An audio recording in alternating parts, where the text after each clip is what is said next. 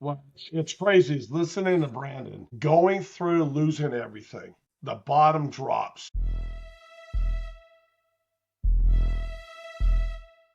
Hitting rock bottom, what does it look like for you if you ever hit rock bottom and then had that bounce back, or maybe you've never had a bounce back and you're stuck? Welcome back to Together We Are Stronger, Leadership Straight, No Chasers. And tonight we have Brandon Barber on with us. And Brandon highlights that him and his wife Michelle went through a very tough time, hit rock bottom. And the other thing that was interesting, he had highlighted when they work with individuals, they weren't really using what they were teaching before. And then after what they went through, they started implementing what they were teaching their clients, what they were teaching individuals, really to bounce back, have the resiliency, have the purpose, and really leverage what they were doing within life. And Brandon, when you, that situation, what was that rock bottom situation for you and Michelle? Oh my gosh, you want me to go relive that right now, Scott? Dang. That's the starting point where the interesting thing, I look at a lot of leaders, they have the rock bottom moment, but they don't ever extract whatever was there lesson wise. And then they show up not either being their true self or they just are out of alignment. And so there is always that gap point that really started that trajectory to get to where you're at now. Yeah. No, I'm joking to some degree. I knew you were going to ask me about that, so I'll talk about it. Yeah, I mean, rock bottom for us was, I put a lot of, like, my self-esteem is a lot, like I put a lot of that into my performance and what I do for work. So this might not be rock bottom for some people. Some people might go, hey, your story is not rock bottom. But it started when I got a cancer diagnosis. So I got a cancer diagnosis in 2019. I curled up in a ball on the floor and didn't move for what felt like a month. It probably wasn't that, but I literally could not function because I thought I was going to die. So that's where rock bottom started. And then 2020 hit. We all know what happened in March of 2020. Our entire business went from, we had 9 employees. We did a lot of events, a lot of workshops, because that's where we help most of our people. We'd go do an event. We do a couple events a month. And we had an entire year booked out of events, and our business literally shut down overnight. We went from 9 employees to 3 employees in 2 weeks. So I had a cancer diagnosis, and all of a sudden our business completely shut down, and we're bringing in absolutely no revenue. So if I can tell you, my worth was basically completely challenged. We had no income.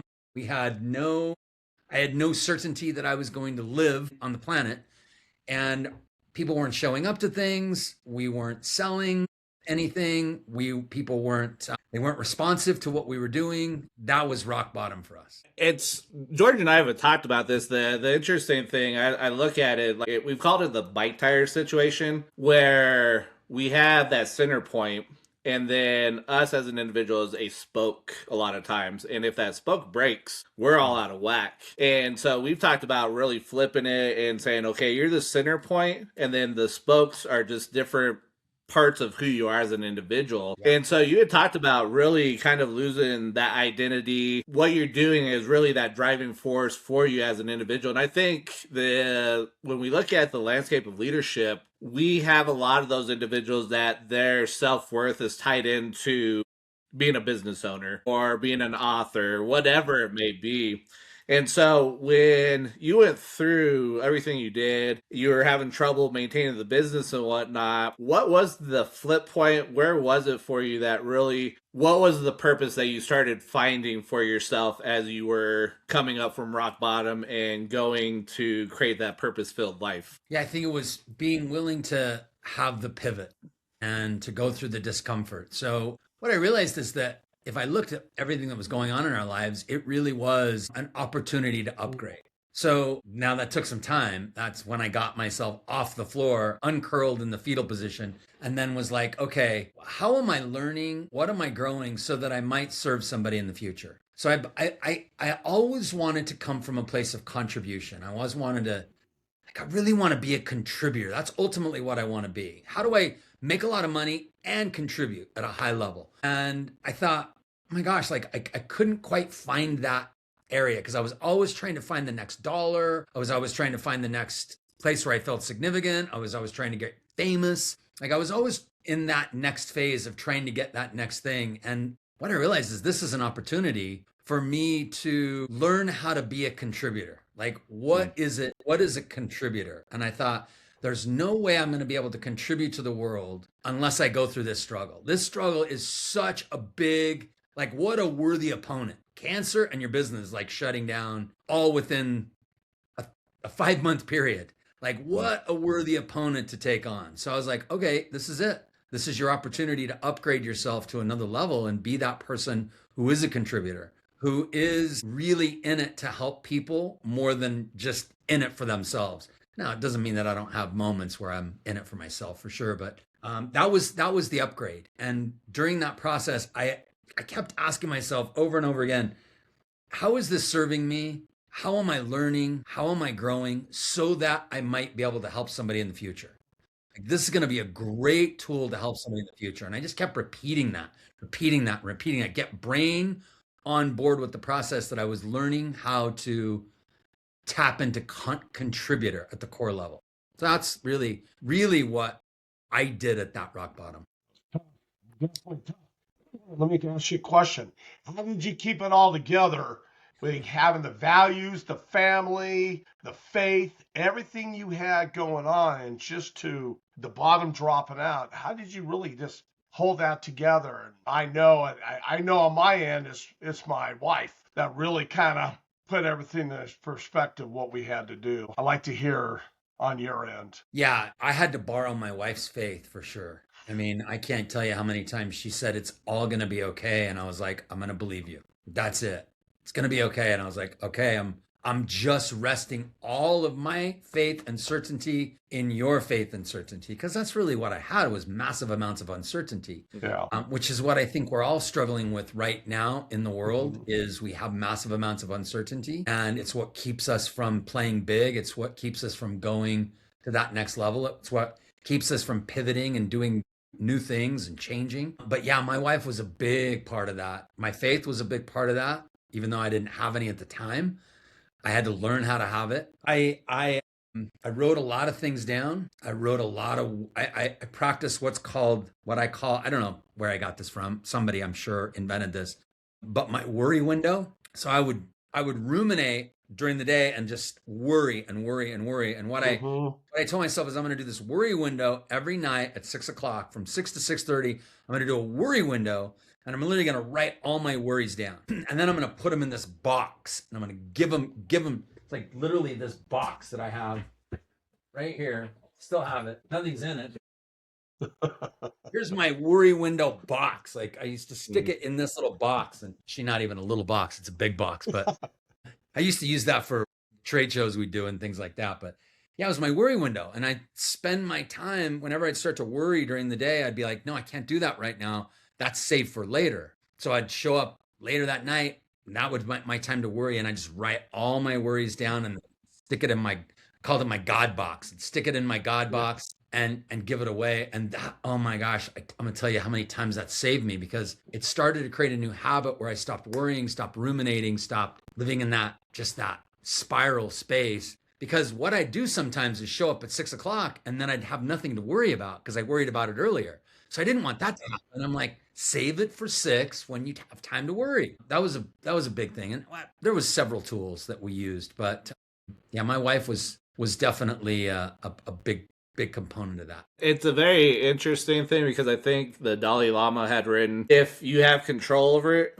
then why are you worrying about it? And if you have no control over it, why are you worrying about it? But I think that practice, the worry window that you talk about, is a way to dump. And that allowed you to really allow your brain to really focus and say, okay, what can we control? What can I not control? And then it sounds like it kind of allowed you to sort and say, okay, what's probably the most pressing thing? What's a priority? And then really, is this going to impact or make a change? And so sharing that practice, I think it just gives another nugget for somebody that if you're stuck and you're like, I just don't know, and your brain's on hyperdrive and overdrive, take the time, 30 minutes, like Brandon shared, take the time, write it out, dump it, let it sit there, and then start sorting and saying, okay, what is it for me?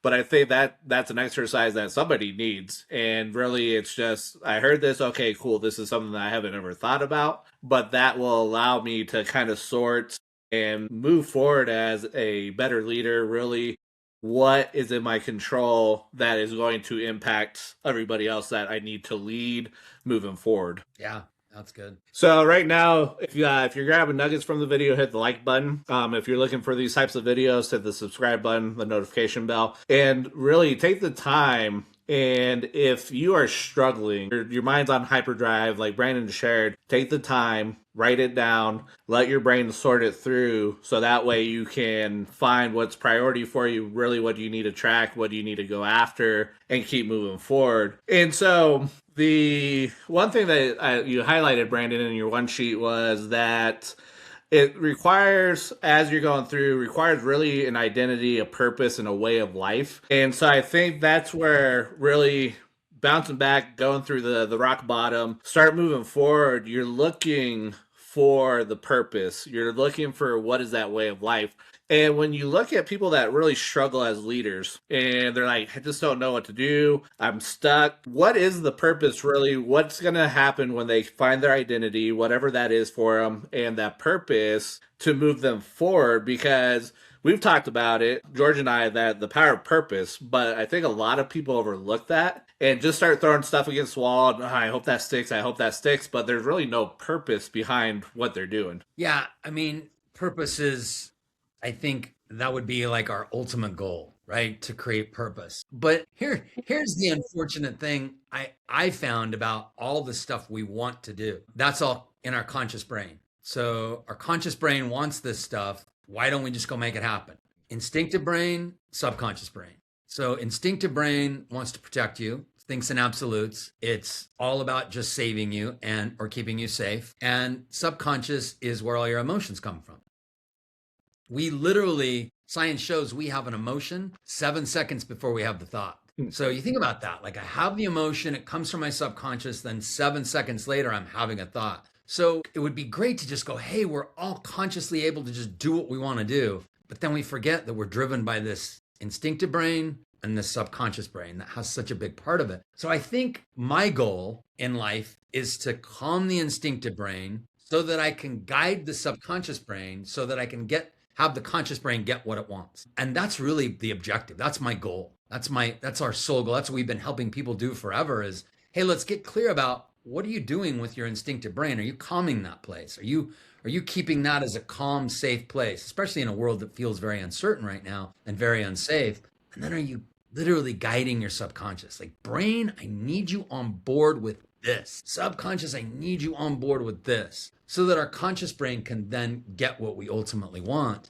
We got to work with that instinctive and subconscious brain, though. I think that's the biggest piece because you mentioned identity. Most of our identities live in that subconscious. So it's like I watch people today, they're like, yes, I really want to set this goal and I want to lose weight. But they have a subconscious identity that says, I'm not a gym person, or I'm overweight, or whatever that may be. Or if they want to be a better salesperson, right? They want to sell more in their company, or they have this identity in their subconscious that says, I'm not a salesperson, or selling people is bad. Like that's a bad thing you do to people. I don't know very many people that I can say, hey, are you a really good salesperson? They're like, I am, without feeling like daggers are going to get thrown at them. When in fact, sales is something that you do for somebody, right? It's a service. It's not a bad thing, but our identity, there's so much that lives in that subconscious. And I realized in my identity, I had a lot living in there. Like in order to be enough, I had to achieve. I have to achieve to be enough. I have to achieve to be liked. I have to achieve to be loved. And so I was constantly having to achieve to the point where I'd burn out. Instead of I'm achieving because that's my identity. I'm an achiever. That's what I do. I achieve. I don't have to achieve to be enough. Now I can just be an achiever. And when that happens, the whole model gets changed, at least the whole model that worked in my life. So I created a total identity shift where I became just an achiever. And so what do achievers do? They achieve. They go out and take things on instead of I have to do it to be okay, to be enough, to be loved, to be cared for, which is a different space. Totally. I don't know if I answered your question. No, you did. And I'm watching George's facial expressions because we've had multiple talks on this, and just with the growth that George has had, it's huge. And so what you're sharing and then me watching George grow, it's a phenomenal thing. So like What people don't understand is there are nuggets that people are sharing. You just have to be in the moment. You got to be present. And it's also asking the questions too, so your mind receives what it needs to receive. But we've talked about this, the thought piece and then your words. And that's one of those things too, is a lot of people don't pay attention to their words. It's just autopilot. Here we go. We spew out. And then you're like, this is why you're stuck. Let us work our way back into the subconscious piece, which is a very hard thing because that's something that you don't see. And you're having to go through so many layers potentially to extract of stuff that you borrowed from other people that don't belong to you. Now and sometimes it's a tough thing because it's a lot of work. And some people are like, I don't want to do the work. And so it's just the fact that if you're a true leader, you have to do the work. You want to work on yourself because everything else bleeds out from you internally, externally. And so, George, I know when you're listening to that, you're probably over here juggling different things and whatnot. Well, it's crazy. Is listening to Brandon going through losing everything. The bottom drops, and my family and I lost over $2 million. And to go through the situations, and my wife had all the faith. I had no faith. I was upset, found a partner Ponzi scheming, and to hear what you've gone through and all the juggling and really work on yourself on top of having cancer that a lot of people can't even imagine going through the struggle, then go through a struggle of health and overcoming that. I just sat here and I'm like, what was I complaining about? I mean, I understand losing the money and all those things, but to have your faith really tested by your health, and then you kind of have to rely, I gotta rely on my wife.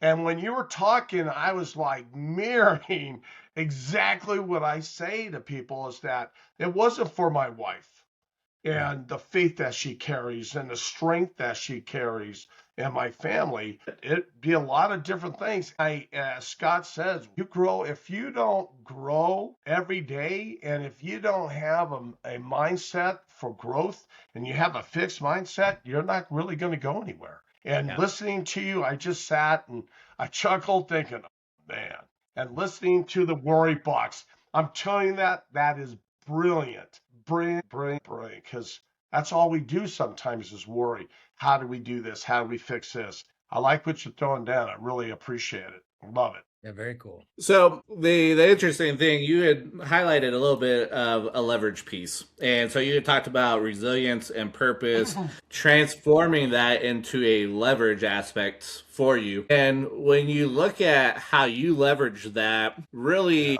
what was the leverage piece for you? And how did that work out really to construct, taking the resilience and the purpose and using that as a fulcrum to lift? Pretty much when we think about leverage, it's lifting heavy things. It's moving immovable objects that a lot of times if we don't have that leverage piece, it's not going anywhere and we're stuck and we get very sad. Yeah, I've been really good throughout. So I've been in the coaching world for 25 years, and I've been really good at learning how to take what I'm experiencing and then turn it into something that I can give to somebody, that I can serve. So turning it into a course. And we've literally built over 100 courses over 25 years, from everything from anxiety courses to the masculine course, to the feminine course, to relationship courses, to helping leaders create their own courses. So we've literally I take my experience, my struggles, my issues, my problems, turn them into a process, a program, a course that I can offer to the world.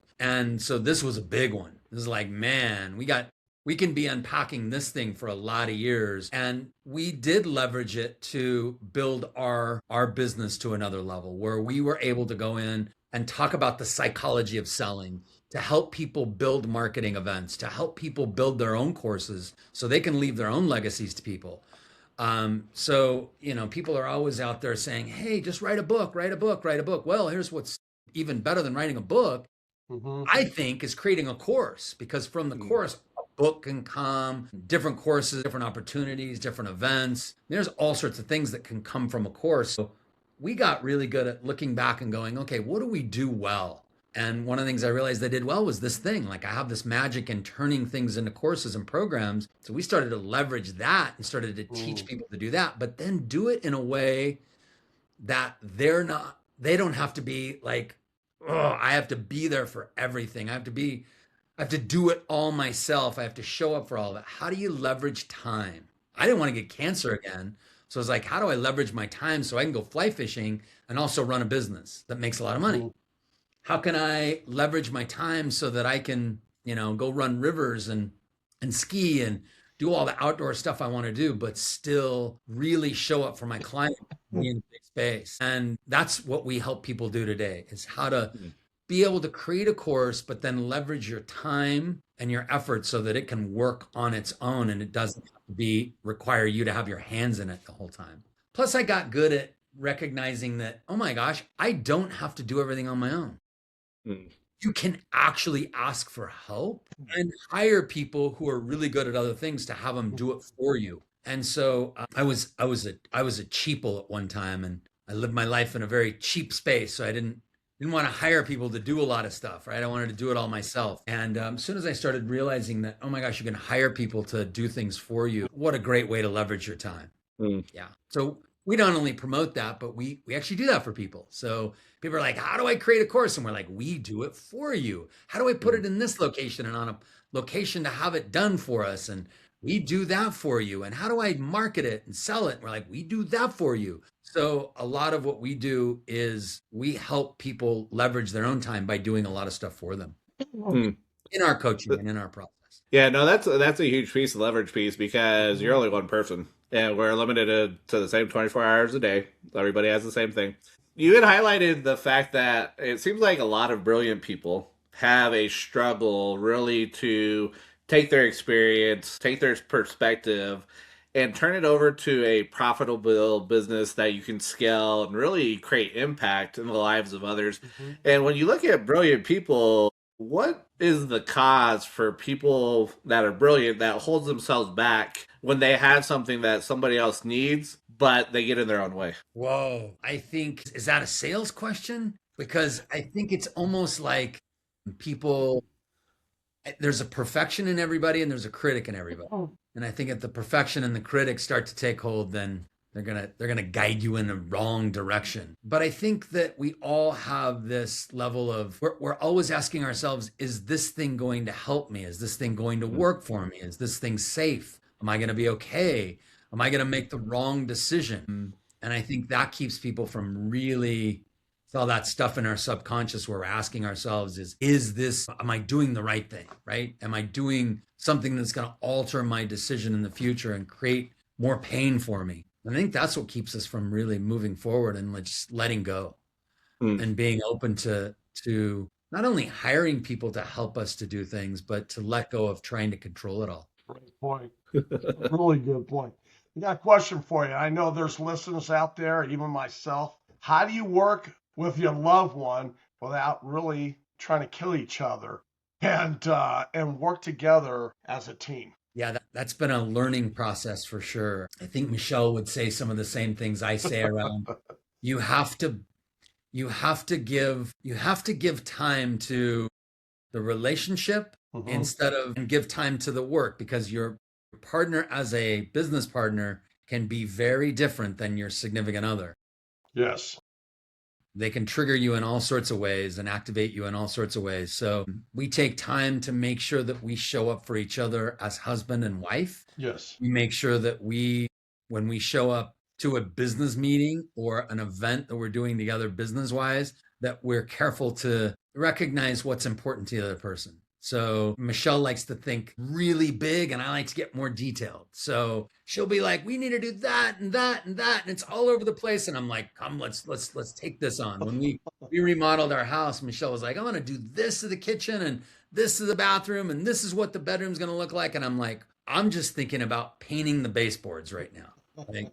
So we have this ongoing joke that's like baseboards, big picture. And to be able to appreciate where each other come from in that, so we're not always thinking about ourselves and what we need. Yes. Oh, yeah, that's huge.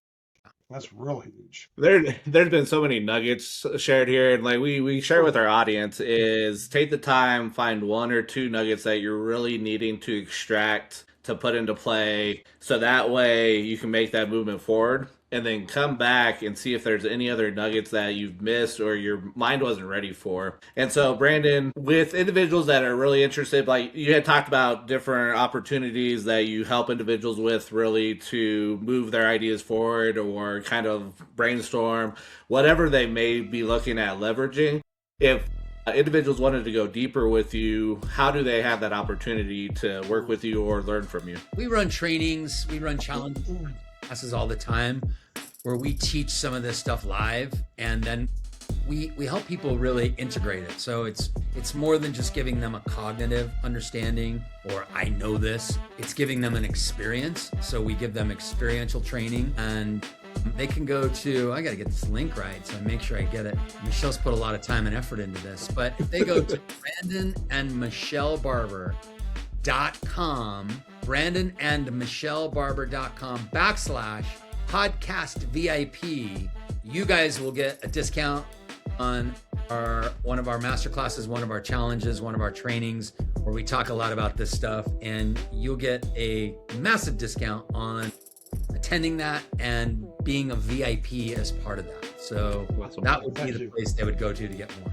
Yeah, we'll put that in the show notes. So that way, if you're looking for it, it will be in the show notes. Hyperlink, you click on it, walk you through, and get you in there. So, Brandon, I want to thank you for your time coming on, sharing the nuggets. And for our listeners, really, if there was something that came up during this conversation, you need to sit with it, extract it, pull back the layers, and say, what is it that caused this to rise up that is there for me to sit with and figure out what it is that is probably what you need to do to take that next step. But if you resist it, you're going to stay stuck, you're going to be pissed off. So you really need to sit with it and say, okay, what is it that I need to do to move forward? Other than that, we appreciate everyone allowing us to be part of your journey, you coming on our journey, and we'll catch you on the next episode. Thanks, guys. Thank you.